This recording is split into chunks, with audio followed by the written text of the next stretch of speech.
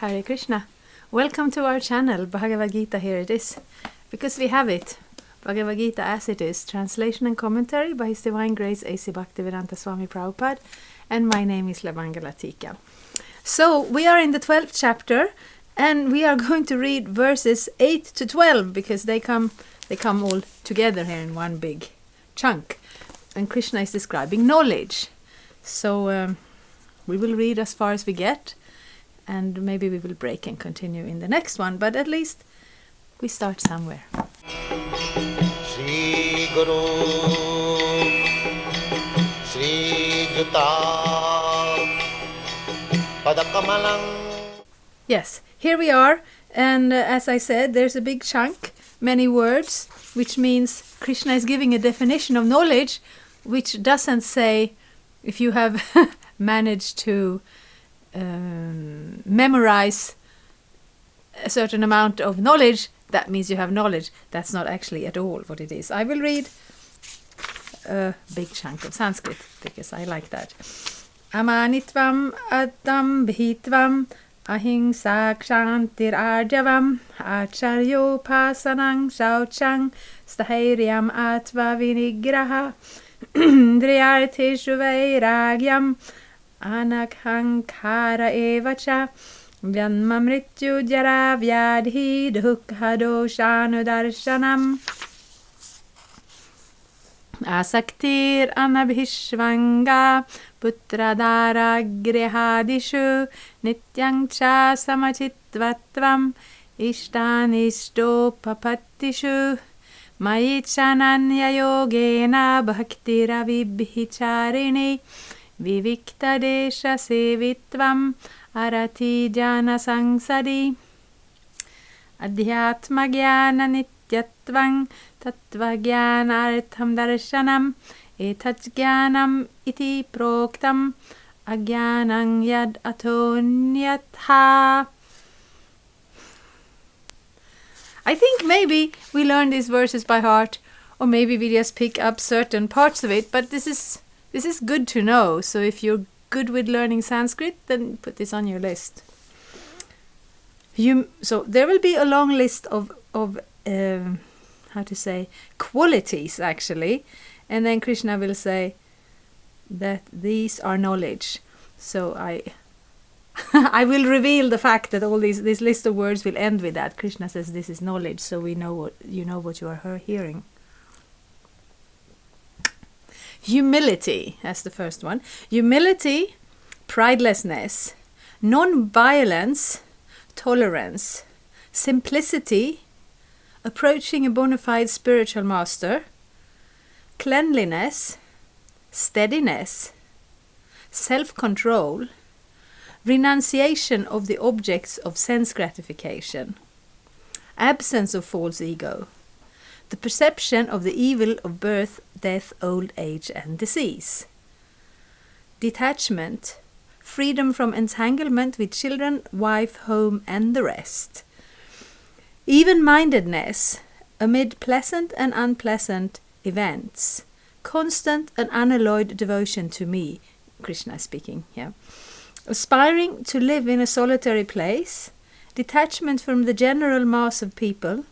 Accepting the importance of self-realization and philosophical search for the absolute truth.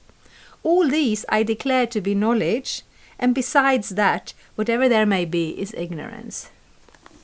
So, this is a little bit different than the way we think of knowledge, because knowledge isn't a technical thing. Because that type of knowledge that is just technical, it's not completely possible to do it like this, but to a large extent it's possible to just get really good at Googling or to just download a lot of facts and learning how to look them up. Then you have access to large masses of knowledge, but if you don't have any personal qualities, this is not considered knowledge, this is considered information. And it doesn't matter how much information you amass. In and of itself, doesn't give you knowledge. Knowledge also means all the other things. And I'm going to read through Prabhupada's purport, which is 5 pages. So I will do as I usually do, I read a little bit, I talk a little bit, and then if it gets too long, we will end it there and we will continue the next time. But it's good to remember this verse, because it's chapter 13 and it's text 8 to 12. It's a good verse to go back to sometimes, because at least I know with my brain I can remember a short verse, but this is very long, so I remember some words in the beginning and some words in the end, and sometimes it's good to go back and, oh yeah, this is what it was all about, because it's one of those verses. Purport. This process of knowledge is sometimes misunderstood by less intelligent men as being the interaction of the field of activity. But actually, this is the real process of knowledge. If one accepts this process, then the possibility of approaching the absolute truth exists. So yeah, we want that possibility to exist, isn't it? We want to the possibility to approach the absolute truth. It's like it looks like a door, and that door exists. And if it didn't exist, then this material world would be a hopeless place. So this is the process, so therefore it is good to learn it. This is not the interaction of the 24 elements as described before. That's the previous verse, and if you didn't hear it, you can go back. I have checklists for all the chapters, so it's easy to find. This is actually the means to get out of the entanglement of those elements. The embodied soul is entrapped by the body, which is a casing made of the 24 elements, and the process of knowledge as described here is the means to get out of it. Of all the descriptions of the process of knowledge, the most important point is described in the first line of the 11th verse. Mait shananya yogena bhaktir avyabhicharini.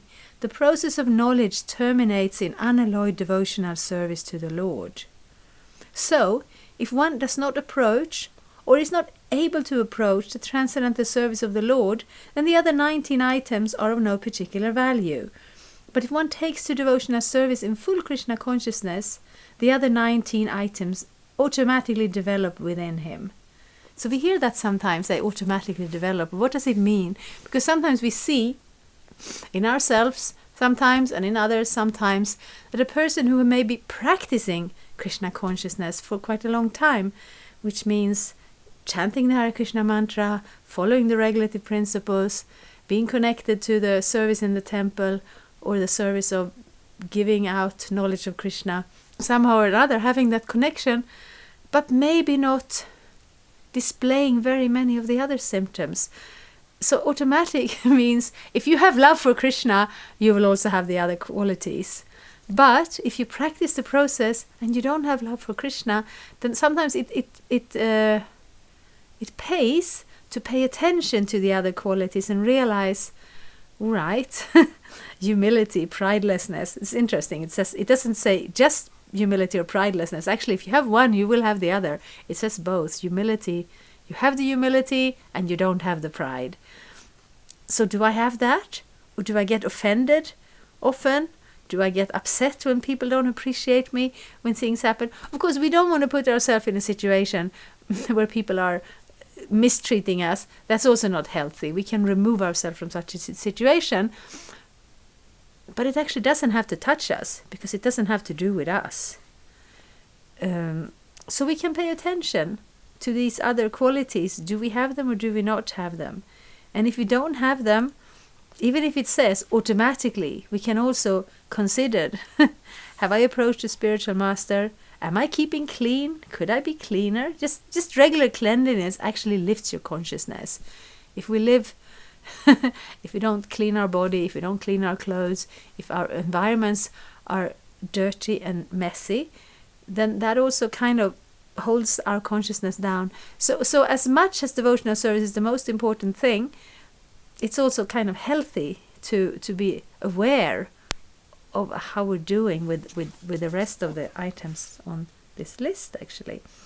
As stated in the Srimad Bhagavatam 5.18.12, Yasyasti bhaktir bhagavati akinchana sarivari gunais tatras tamasate sura.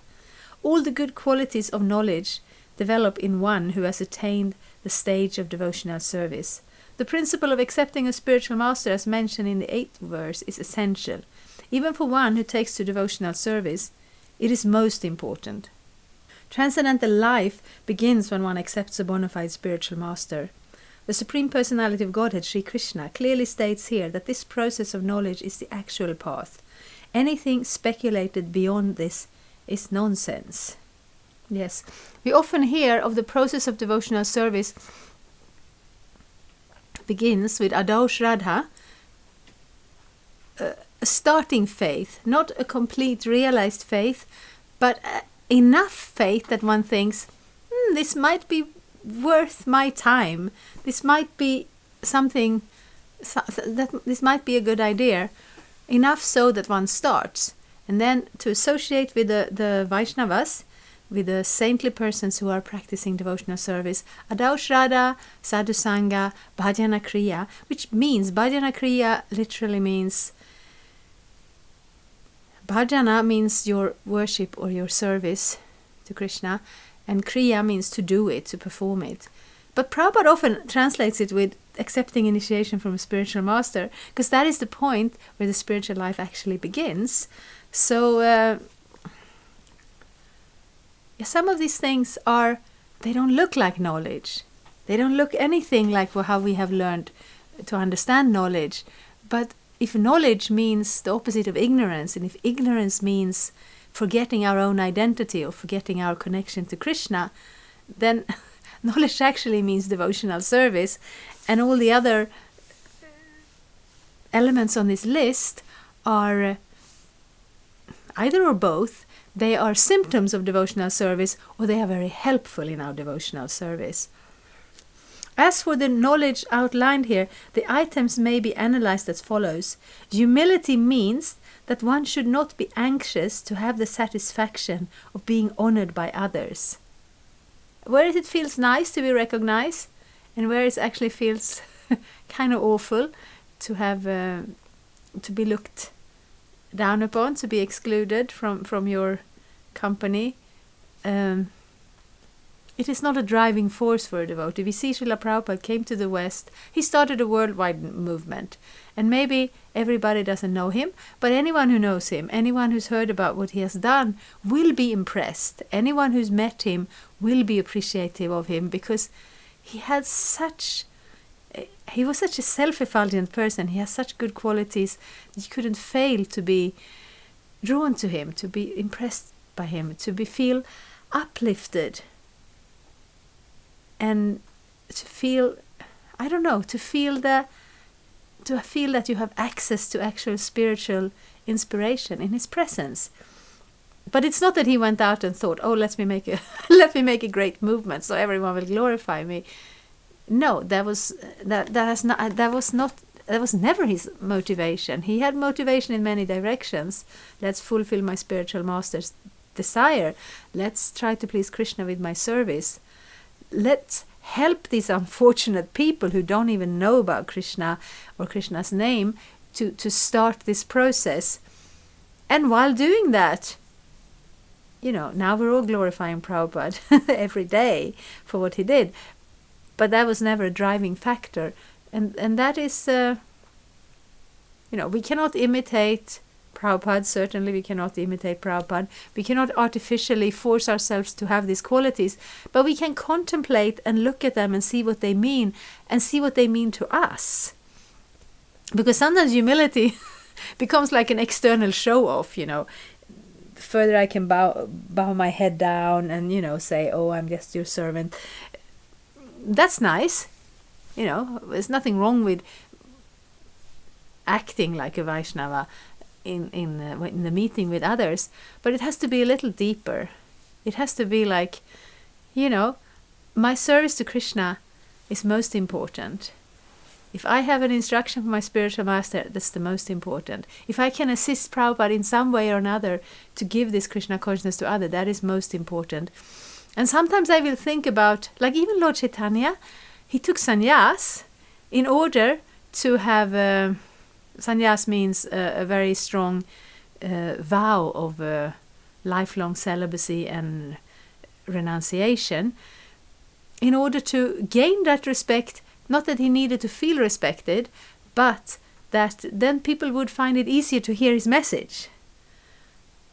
So that is possible. We can do things like that. But when that need in the heart for being appreciated goes away, it creates a very peaceful situation. And also, when that love for Krishna has developed, that our desire is to somehow or another offer him something with love, then that motivation is so much stronger than all the secondary motivation. That this thing of feeling the need of being appreciated by others, it will be so insignificant that you don't even remember that it was ever there.